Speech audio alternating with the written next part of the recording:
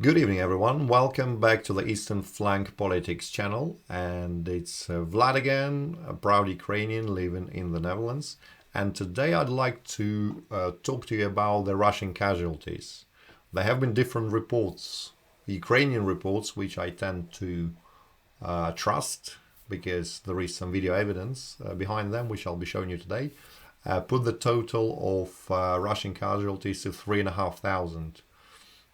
There is also a statement of the Ministry of Defense of the Russian Federation that claims there is 0 casualties. So which one is it? Where is the truth? Let's try to check out some photo and video evidence and agree. Before we do that, I'll take you through a couple of highlights of today, the day 3 of Russian invasion in Ukraine.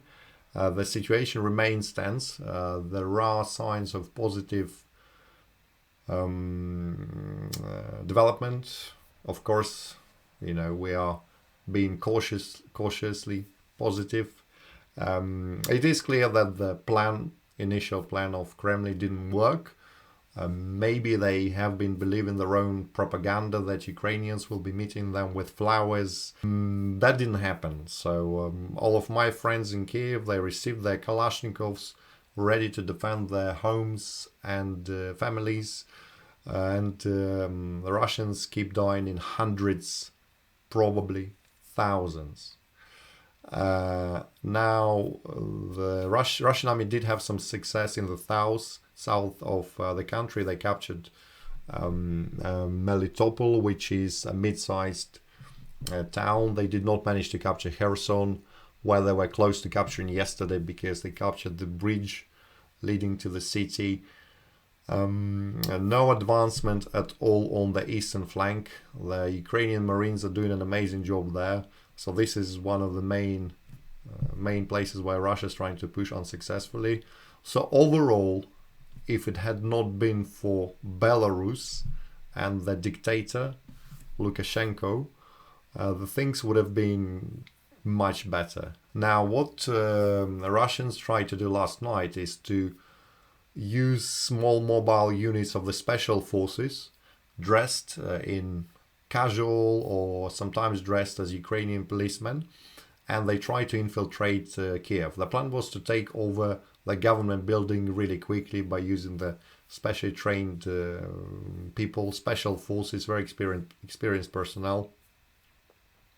But the plan didn't work out, and today all day the police and the Ukrainian army, alongside with the territorial army guys, which are just normal citizens with Kalashnikovs, as we know, have been capturing those guys all over Kiev. They've been trying to hide in different places, but of course without knowing the territory, they have been identified really quickly, disarmed, and hundreds of them captured. Now at this stage, Ukraine claims to have captured 200 people, 3,500 casualties. Which one is true? Now, me personally, I had a look at some videos. Probably we're talking about 30-40 videos, which I will not be showing you today because YouTube will ban them for the violence. I calculated 120 deceased Russian soldiers, and I'm sure not all of them were filmed, so I tend to trust the figure of a couple of thousand in 3 days, which is the biggest number Russia has ever suffered in any war in the modern history. Now let's check out some videos. These were taken from some of them were sent by my friends in the army, but most of them are available in public sources. You can also easily find them. So they show you. Let me show you a couple. So these are the guys that I was talking about. Some of the guys were simply tried to infiltrate Kiev and were captured, and so the general public surrounded the scared guy who is just crying there, apologizing and saying, no, I shouldn't have come to Russia. And I mean, I've got a few of those videos, only 3 from, let's say, this early morning. So that's another example. Russian special forces, as you can see, dressed in normal clothing, tried to penetrate Kiev, were stopped. And and the story ended. They are added to the list of captured So these guys were hiding in the building in one of the residential districts, and people caught them. Then the military, the defenders came, you know, the army people came together with police and just basically arrested them. So the plan didn't work out. Let's see what happens next. It remains very tense because now Russia is likely to move more troops. They haven't managed to earn a quick victory, so maybe they will try to push for the mass. Let's see. Now let's look at some other videos. For example, I'd like to show, let's start with some vehicles, burnt vehicles. This is one of the videos. Let's start counting, right? So this is near Kharkiv, by the way. So vehicle number 1, vehicle number 2, and I guess the destiny of the soldiers within those vehicles wasn't very pleasant. 3 was there, number 4, number 5, you know, and it's let me put the sound a little bit. You can see that Z sign, by the way, so let me pause the video now. So that's an interesting one. So Russians turned out to be quite cowardly in the modern war with Ukraine. They don't put their flags on the vehicles, on their tanks. They don't wear any insignia that allows to identify them. But on the vehicles, they put 3 letters. It's either Z for the vehicles that are attacking from the north. It's O or 0 from the army attacking from the south, and it's V for the army attacking from the east. So yeah, as you can see just on this video, there's probably been what, 12 already completely or partially destroyed vehicles with a Z. This one video, and these are the ones I found in the last couple of hours. I'm sure some of them may be old ones, like from the yesterday or the day before, but this is just to show you the number of the vehicles. And you can see it's Z, so once again, northern ones, northern, coming from the north and finding their destiny in Ukraine. Right, let's look at this one. Now this video I won't probably show you because it is actually quite scary and YouTube can ban me, as basically, yes, a deceased soldier and another 5 or 6 tanks. Now in terms of the people who were captured, right, lots of crying faces, by the way, and those were captured not in Kyiv but in the north.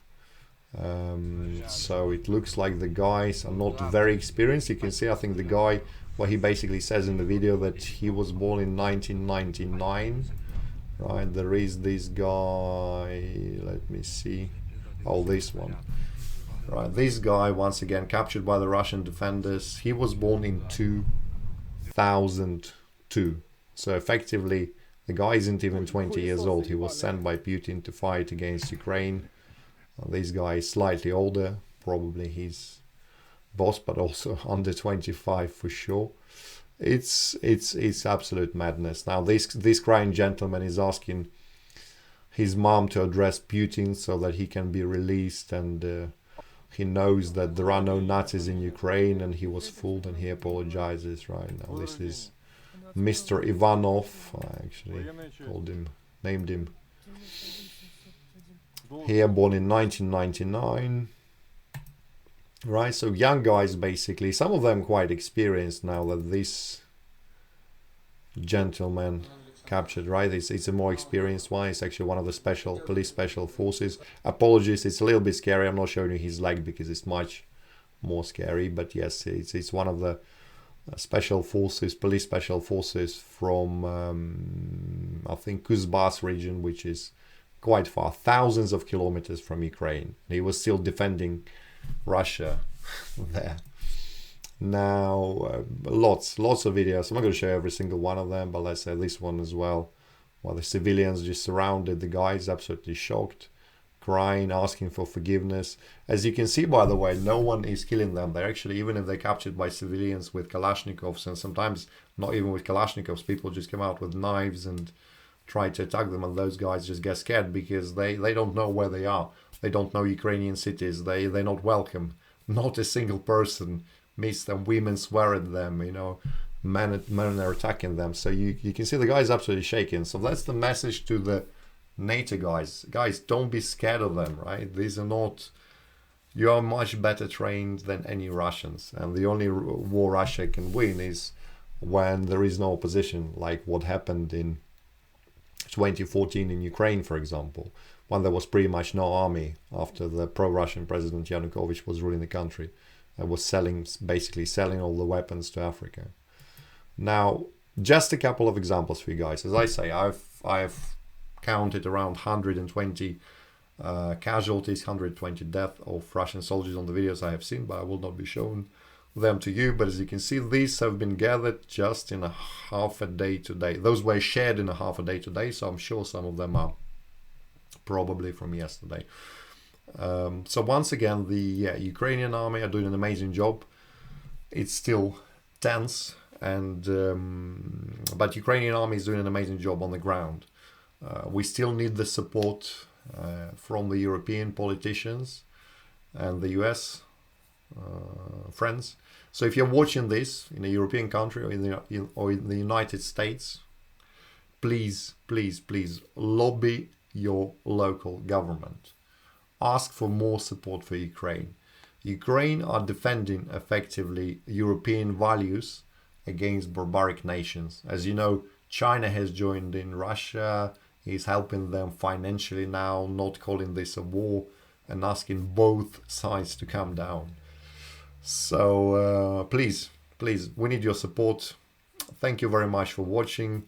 We'll continue tomorrow with more updates. So tomorrow I'm heading to the Amsterdam protest against the Russian aggression. So hopefully some videos from there.